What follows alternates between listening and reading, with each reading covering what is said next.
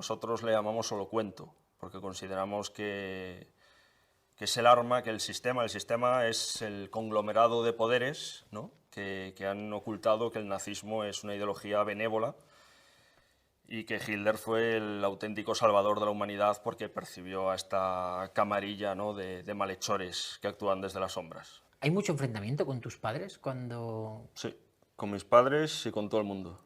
Nunca había diálogo. El único intento fue el de sentarme delante de la tele a ver la lista de Schindler. Cualquier escena que haría... Porque existe este tipo de personajes. Palidecer a cualquier persona normal, a mí me provocaba carcajadas. ¿Y cómo reaccionaban tus...? O sea, a ver, este tipo de personajes existen, pero porque la mayoría de personas en realidad podrían ser este personaje. O sea, la base de la política como una forma de... O sea, lo más importante, o yo creo que unas cosas más relevantes dentro de lo que es el posmodernismo y la política democrática es la identidad política. La mayoría de gente que nació a partir de los 70 ha empezado a vivir un proceso que dentro además del sistema de consumo se ha ido perpetuando cada vez más.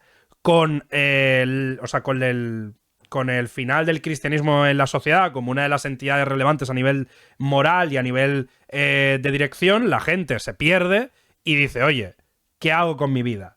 Entonces, las ideologías políticas dentro de la democracia se vuelven una forma de esa nueva identidad y de guía que le ofrece a la gente una forma tranquila de vivir. Entonces, ¿qué ocurre? Pues que hay personas que por diferentes cuestiones vitales, el entorno en el que nace, la gente con la que se rodea, problemas familiares, las referencias que tiene de joven y simplemente estadística, pues a lo mejor ve un vídeo. Porque también hay que tener el factor humano emocional. La mayoría de estas identidades se fundamentan en emociones, no en racionalidad. Mucha gente de izquierdas no es de izquierdas porque pueda argumentar por qué es de izquierdas, sino por la sensación que le transmite el verse a sí mismo de izquierdas y los mitos que tienen en la lucha esa ideología.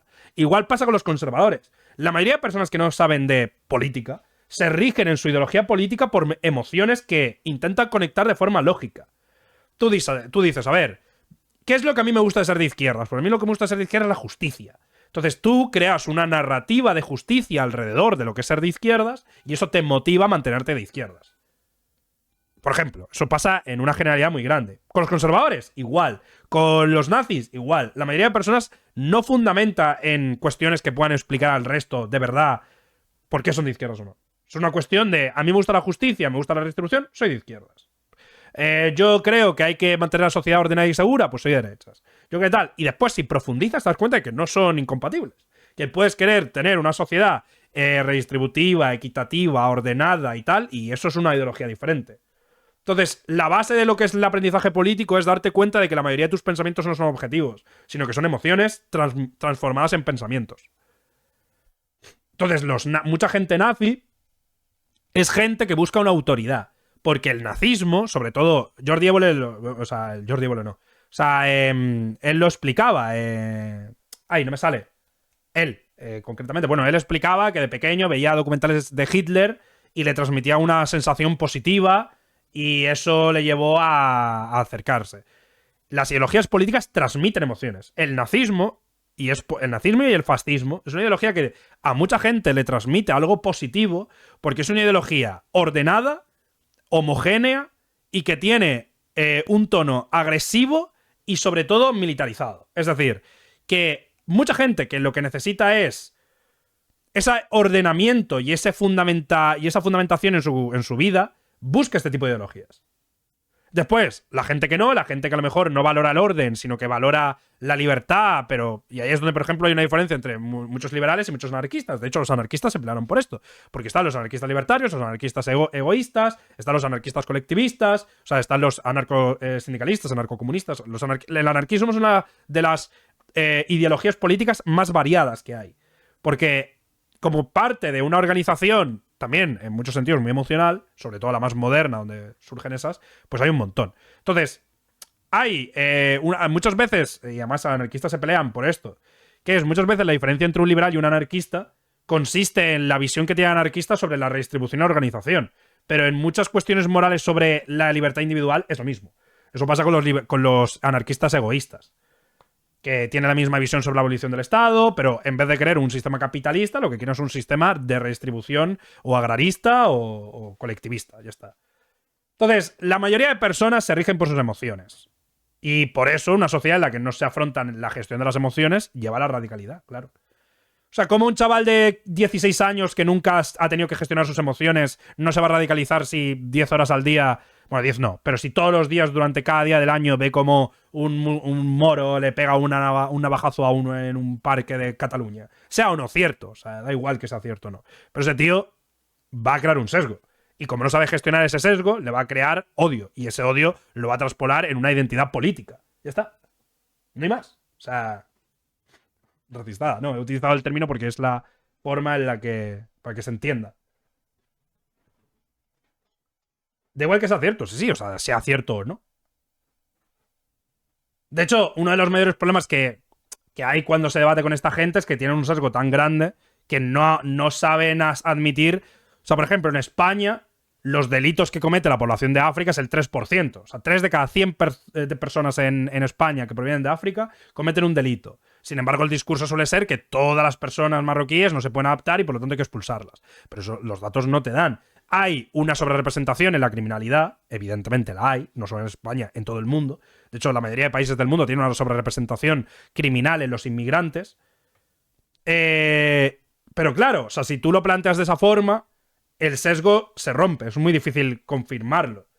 Porque claro, o sea, al final, pensadlo, ¿no? Si cada día de los que estéis aquí vierais un suicidio en Twitter, pensaríais que estábamos muy mal. Pero como no se habla de ello y no se tiene esa conciencia, pues vives más tranquilo. Que eso es lo que pasaba en los 90. En los 90 la criminalidad era mucho mayor que ahora. De hecho, no hemos superado la criminalidad de los 90.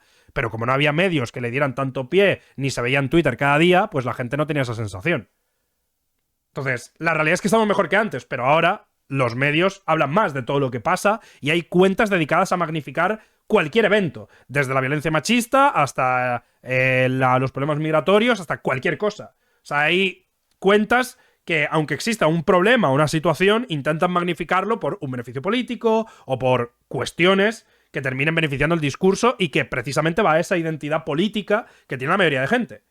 O sea, a mucha gente le refuerza pensar que hay sucesos que ocurren más de lo que ocurren para así tener una justificación irracional y poder confirmarlo. Y eso pasa con todos los temas, ¿eh? O sea, de izquierda a derecha. De hecho, a mí una de las cosas que más he hablado con gente de colectivos y tal fue cuando Podemos hizo una campaña tochísima sobre el tema de las violaciones en las calles, cuando las violaciones en las calles son el 4%. O sea, la mayoría de violaciones que sufren las mujeres son en el entorno familiar por gente cercana, no en la calle. Y sin embargo, una de las mayores campañas que hizo Podemos en su momento fue en las calles. Entonces, claro, es como... Y además, a partir de esa campaña, la sensación de inseguridad femenina aumentó en España, aunque no era cierto. ¿Qué pasa con la ocupación y como un montón de cosas?